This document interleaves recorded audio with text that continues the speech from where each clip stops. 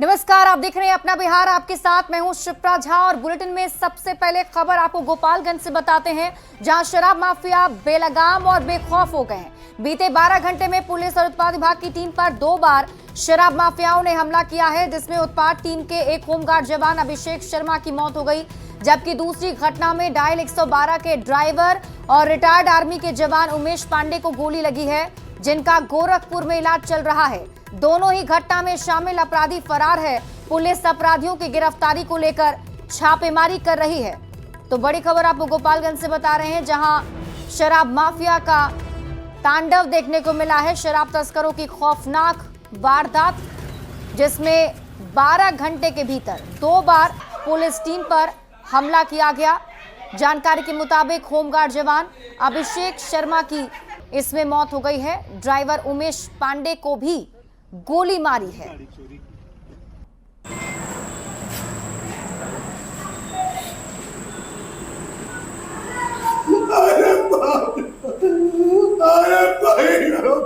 गोपालगंज में बेखौफ और बेलगाम शराब माफियाओं ने खाकी को निशाना बनाया है। बीते 12 घंटे में गोपालगंज के अलग अलग जगहों पर उत्पाद टीम पर और पुलिस टीम पर शराब माफियाओं ने हमला किया है। इस हमले में होमगार्ड के एक जवान की मौत हो गई है, जबकि डायल 112 का चालक गंभीर रूप से जख्मी है। बैकुंठपुर थाना में एक गांव है चमनपुरा। उमेश पांडे वहां के निवासी हैं, जो कि सैप से रिटायर्ड हैं और अभी वर्तमान में वो बिशंबरपुर में 112 के ड्राइवर हैं, चालक हैं। वो कल शाम में घर आए थे। संध्या में अपने पड़ोसी गोविंदा और पिंटू है, उससे कोई ज़मीन बिक्री को लेके जाके बाताबाती करने लगे, जिसमें बहस बढ़ गई और मारपीट की घटना हुई। मारपीट के ही क्रम में पिंटू द्वारा एक फायर किया गया, जो कि उनको उमेश पांडे को लग गया है, जो जख्मी हो गए हैं।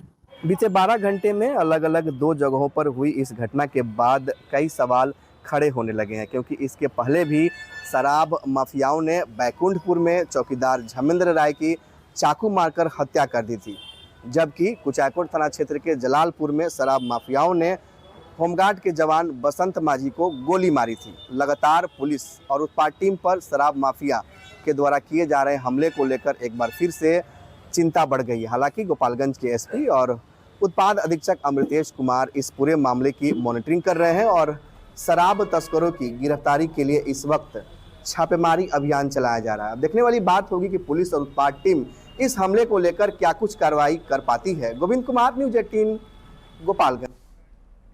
देखिए, बिहार में अधिक से अधिक रोजगार मिल सके और लोगों का भविष्य सुरक्षित हो सके, इसके लिए सीएम नीतीश कुमार लगातार काम कर रहे हैं। बिहार में उद्योग को और भी ज्यादा बढ़ावा मिले, इसके लिए सीएम नीतीश कुमार ने एक और बड़ा ऐलान कर दिया है। मुख्यमंत्री नीतीश कुमार ने युवाओं और उद्यमों के लिए एक बड़ी घोषणा की है। उन्होंने 7 निश्चय पार्ट 2 के तहत 2020 में किए गए वादे के अनुसार सरकार ने अब तक 50 लाख युवाओं को सरकारी नौकरी और रोजगार उपलब्ध करवा दिया है। इसके साथ ही सरकार ने अब अगले 5 साल में 1 करोड़ युवाओं को नौकरी और रोजगार देने का महत्वाकांक्षी लक्ष्य निर्धारित किया है। साथ ही बिहार में अब उद्योग लगाने के लिए उद्यमियों को विशेष आर्थिक पैकेज दिया जाएगा। निजी क्षेत्रों को बिहार में उद्योग लगाने के लिए प्रोत्साहित करने के लिए सरकार विशेष आर्थिक पैकेज देने का निर्णय ले चुकी है। इसके तहत कैपिटल सब्सिडी, ब्याज सब्सिडी और जीएसटी के लिए दी जाने वाली प्रोत्साहन राशि को दोगुना किया जाएगा। इसके साथ ही उद्योग लगाने के लिए सभी जिलों में जमीन की व्यवस्था की जाएगी और ज्यादा रोजगार देने वाले उद्योगों को मुफ्त में जमीन दी जाएगी। उद्योग लगाने के लिए आवंटित भूमि से संबंधित विवादों को खत्म किया जाएगा। ये सारी सुविधाएं अगले 6 महीने में उद्योग लगाने वाले उद्यमियों को दी जाएगी।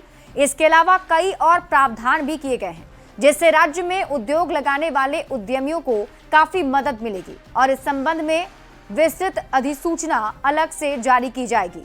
राज्य सरकार के इस पहल का उद्देश्य है कि बिहार में उद्योग को और ज्यादा बढ़ावा मिले, बिहार के युवा दक्ष और आत्मनिर्भर हों तथा उनके अधिक से अधिक रोजगार उन्हें मिल सके और उनका भविष्य सुरक्षित हो।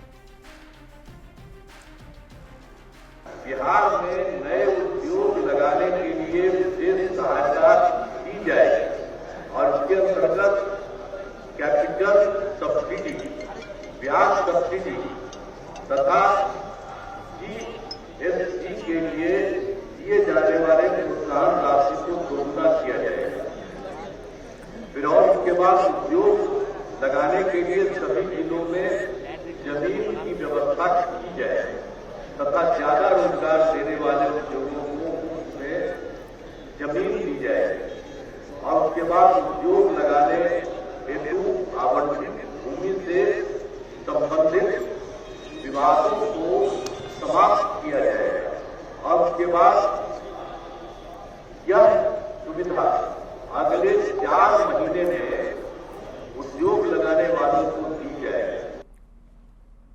जो हम लोगों ने 2020 में तय किया था 7 पिछले 2 में कि 10 लाख नौकरी और 10 लाख रोजगार, वह उसके बाद तो बढ़ ही रहा है, 50 से भी ज्यादा हो जाएगा। तो ये 10 20 रखा किया था, अब उसके बाद इतना हो रहा। अब उसके बाद हम लोगों ने तय किया है कि इसके अगले 5 वर्षों में, इसके बाद जो होगा तो उसके अगले 5 वर्षों में 1 करोड़ युवाओं को नौकरी और रोजगार देना तय किया जाएगा। ये भी तय कर दिया गया। तो 1 करोड़ रोजगार देने के सवाल पर जेडीयू के राष्ट्रीय प्रवक्ता राजीव रंजन ने कहा कि एक ऐतिहासिक फैसला है। उन्होंने कहा कि सीएम नीतीश कुमार के नेतृत्व में बिहार ने जो कामयाबी के झंडे गाड़े हैं, आज पूरे हिंदुस्तान में गर्व से कह सकते हैं कि हम बिहारी हैं। श्री नीतीश कुमार जी के नेतृत्व में बिहार ने जो कामयाबी के झंडे गाड़े हैं, आज पूरे हिंदुस्तान में हम गर्व से कह सकते हैं कि हम बिहारी हैं। 50 लाख नौकरियां और रोजगार तो दे चुके हैं। 1 करोड़ नौकरियां और रोजगार का फिर से 2025 से 30 के बीच बिहार के मुख्यमंत्री नीतीश कुमार जी ने इसका आह्वान किया है, कैबिनेट की मंजूरी मिली है और साथ साथ जो बड़े फैसले हैं उससे निसंदेह बिहार में औद्योगिक विस्तार की दिशा में बहुत ही बड़ा बदलाव देखने को मिलेगा। 2 दिवसीय दौरे पर लखीसराय पहुंचे उप मुख्यमंत्री विजय कुमार सिन्हा ने कहा है कि एनडीए की सरकार ने बिहार में 50 लाख लोगों को स्वरोजगार, रोजगार और नियुक्ति उपलब्ध कराया है, जिसका डेटा उपलब्ध है। विपक्ष के पास कोई मुद्दा नहीं, सिर्फ ये लोग भ्रम फैला रहे हैं। रोजगार भी है, 50 लाख लोगों को हमने स्वरोजगार, रोजगार और नियुक्ति सब मिला करके उपलब्ध कराया है, जिसका डाटा आंकड़ा है। तुम बता दो, 15 साल तुम्हारे माता पिता का शासन और 5 साल के लगभग मुख्यमंत्री के साथ तेजस्वी यादव भी सत्ता में दे उप मुख्यमंत्री बन के बैठे थे। एक भी विजन, एक भी गिनती बता दो। वहीं श्रम संसाधन मंत्री संतोष सिंह ने पलायन को लेकर आंकड़ा जारी किया। उन्होंने कहा कि बिहार से केवल 57 लाख लोग बाहर रह रहे हैं। इनमें 5 लाख लोग जो हैं वो पढ़ाई के लिए बाहर गए हैं, बाकी 52 लाख लोग रोजगार के लिए बाहर के राज्यों में गए हैं। ये भ्रामक है कि राज्य से 3 करोड़ लोग बाहर हैं। बिहार के बाहर अगर किसी की मौत होती है तो उसकी सरकार से उसे मदद दी जाती है। बिहार के बाल श्रमिकों को लगातार रेस्क्यू करके सरकारी योजनाओं से जोड़ा जा रहा है। बिहार में एक दौर चरवाहा विद्यालय का रहा, अब राज्य में स्किल यूनिवर्सिटी खोला जा रहा है। कई हमारे विपक्ष के साथी हमेशा बोलते रहते हैं कि बिहार के जो प्रवासी लोग हैं वो 2 करोड़ 95 लाख हैं, यानी बिहार से वो बाहर रहते हैं। मैं बताना चाहूंगा कि भारत सरकार की ई श्रमिक पोर्टल है, जिसमें 2 करोड़ 95 लाख रजिस्ट्रेशन है और एक आंकड़ा जो जातीय जनगणना का हुआ है उसमें मात्र 57 लाख लोग बिहार से बाहर हैं, जिसमें 5 लाख लोग शिक्षा के लिए गए और बाकी श्रम के लिए गए। तो ये बिल्कुल भ्रामक है कि बिहार से 3 करोड़ लोग बाहर हैं। बिहार से 3 करोड़ लोग बाहर नहीं। और इस बीच आपको बड़ी खबर पटना से बताते हैं, जहां शिक्षक संघ की कल पटना में आपात बैठक है। सैकड़ों की संख्या में राज्य भर से इसमें शिक्षक जुटेंगे। सभी कोटि के शिक्षकों की मांगों को लेकर एक रणनीति बनेगी। शिक्षक नेता आनंद कौशल सिंह के नेतृत्व में ये बैठक होने वाली है। बचे हुए शिक्षकों की ट्रांसफर की मांग की जानी है। 12 सूत्री मांगों को लेकर रणनीति बनाई जाएगी और कल बड़े आंदोलन का ऐलान हो सकता है।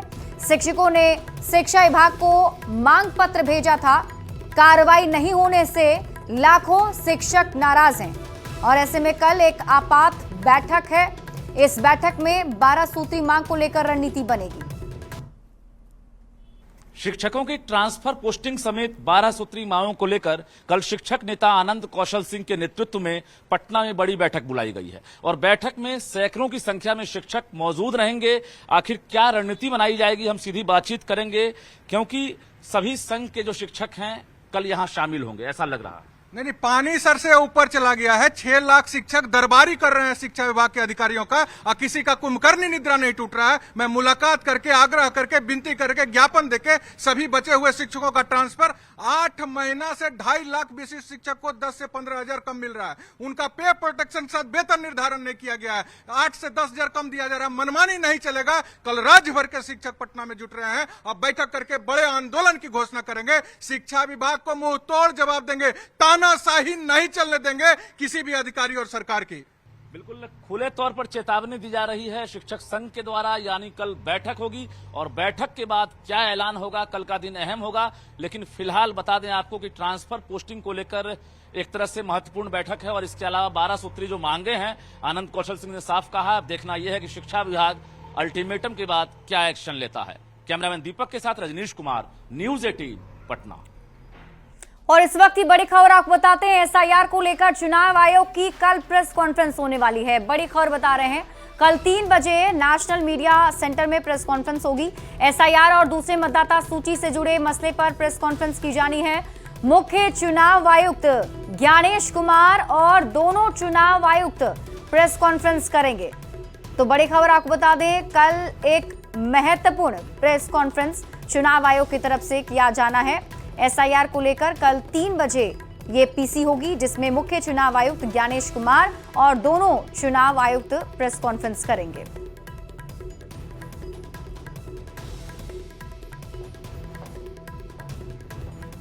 एनसीईआरटी ने एक विशेष मॉड्यूल जारी किया है और इसमें भारत के विभाजन के लिए 3 लोगों को जिम्मेदार ठहराया गया है, जिन्ना, कांग्रेस और माउंटबेटन। मॉड्यूल में कहा गया है कि विभाजन अनिवार्य नहीं था, बल्कि गलत विचारों और निर्णयों का परिणाम था। इसमें जिन्ना को पाकिस्तान आंदोलन का नेता बताया गया है, कांग्रेस को विभाजन स्वीकार करने वाला और माउंटबेटन को इसे लागू करने वाला बताया गया। इसमें नेहरू और गांधी के विभाजन पर दिए गए बयान भी दिखाए गए हैं। ये मॉड्यूल क्लास 6 से लेकर 12 तक के लिए अलग अलग तैयार किए गए हैं। एनसीईआरटी ने विभाजन विभीषिका स्मृति दिवस पर 14 अगस्त पर एक विशेष मॉड्यूल जारी किया, जिसमें भारत के विभाजन के लिए 3 व्यक्तियों को जिम्मेदार ठहराया गया, जिसमें मोहम्मद अली जिन्ना, जिन्होंने मांग की, कांग्रेस जिसने स्वीकार किया और माउंटबेटन जिन्होंने इसे लागू किया। भारत के बंटवारे के लिए इन तीनों को जिम्मेदार ठहराया गया। मॉड्यूल में लिखा गया है कि विभाजन अनिवार्य नहीं था, लेकिन गलत विचारों और निर्णयों की वजह से हुआ। इसमें मोहम्मद अली जिन्ना को पाकिस्तान आंदोलन का वकील नेता बताया गया, जो पॉलिटिकल इस्लाम की विचारधारा से प्रेरित थे। मॉड्यूल में नेहरू का जुलाई 1947 का भाषण का उल्लेख भी किया गया है। और इसी बीच आपको सिवान से बड़ी खबर बताते हैं, जहां एक बदमाश का एनकाउंटर किया गया है। अपराध की योजना की सूचना पर पुलिस की टीम पहुंची थी और पुलिस ने बड़ी कार्रवाई की है। बदमाश लक्की तिवारी के पैर में गोली लगी है। भागने के दौरान पुलिस ने गोली मारी। मुफस्सिल थाना क्षेत्र के भंटा पोखर के पास का ये मामला बताया जा रहा है। तो बड़ी खबर आप बता रहे हैं सिवान से, जहां बदमाश का एनकाउंटर हुआ है। जानकारी के मुताबिक ये सभी अपराध की योजना बना रहे थे। न्यूज 18 संवाददाता मृत्युंजय अधिक जानकारी के साथ जुड़ गए। मृत्युंजय, क्या अपडेट, क्या जानकारी मिल पा रही है अपराधी के लिए? जी देखिए, मुफस्सिल थाना क्षेत्र के भंटा पोखर के पास की ये घटना है, जहां पे सिवान एसपी को सूचना मिली थी कुछ अपराधी वहां एकत्रित होकर अपराध की योजना बना रहे हैं। उसके बाद एसडीपीओ के नेतृत्व में टीम का गठन किया गया। जब वहां टीम पहुंची तो कुछ अपराध की योजना बना रहे जो बदमाश भागने लगे। उसके बाद एक लकी तिवारी को बताया जा रहा है कि पैर में गोली मारी गई है, उसके पैर में 2 गोली लगी है। फिलहाल पुलिस अभिरक्षा में उसका इलाज सिवान के सदर अस्पताल में चल रहा है और पुलिस पूरे मामले की जाँच में जुट गई है। जी चलिए, शुक्रिया इस अपडेट के लिए मृत्युंजय।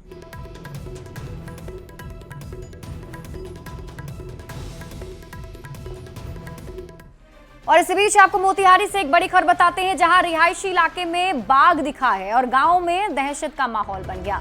रक्सौल के मुरला गांव में बाघ दिखा है, जिसके बाद लोगों में दहशत का माहौल है। नेपाल के जंगलों से आने की संभावना जताई जा रही है। वन विभाग को इसकी जानकारी दे दी गई। सोशल मीडिया पर भी ये वीडियो वायरल हो रहा है। हालांकि न्यूज 18 इस वायरल वीडियो की पुष्टि नहीं करता है, लेकिन तस्वीरें आपके टीवी स्क्रीन पर आपको दिखा रहे हैं। ये वो वीडियो है जो वायरल हो रहा है और कहा जा रहा है कि ये बाघ रिहायशी इलाके में दिखा है। और इसी के साथ इस बुलेटिन में अभी के लिए बस इतना ही। आप देखते रहिए न्यूज 18 बिहार झारखंड।